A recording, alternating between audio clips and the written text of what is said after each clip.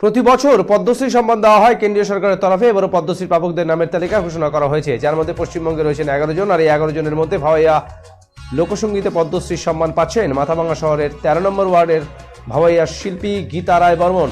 আর এই খবর ছড়িয়ে পড়তেই বিভিন্ন রাজনৈতিক দলসহ বিভিন্ন সংগঠন তাকে সম্বর্ধনা করাচ্ছেন মিষ্টিমুখ। পদ্মশ্রী সম্মান পাওয়ায় শনিবার গীতা রায় বর্মনকে সম্বর্ধনা দিতে তার বাড়িতে এসে হাজির হলেন তৃণমূলের দুই নেতা তথা মাথাভাঙা পৌরসভার চেয়ারম্যান লক্ষ্যপতি প্রামাণিক এবং কোচবিহার জেলা তৃণমূল কংগ্রেসের চেয়ারম্যান গিরীন্দ্রনাথ বর্মন।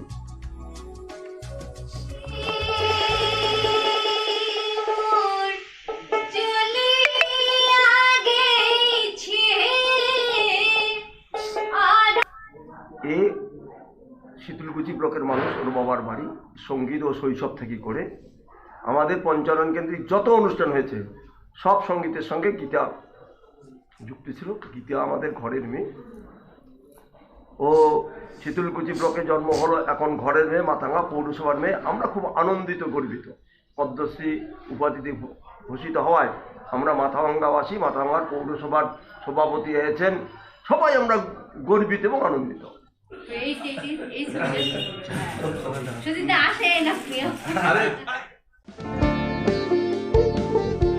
এই সময় আনন্দের মুহূর্ত, এই সময় জীবনকে আলোকিত করা।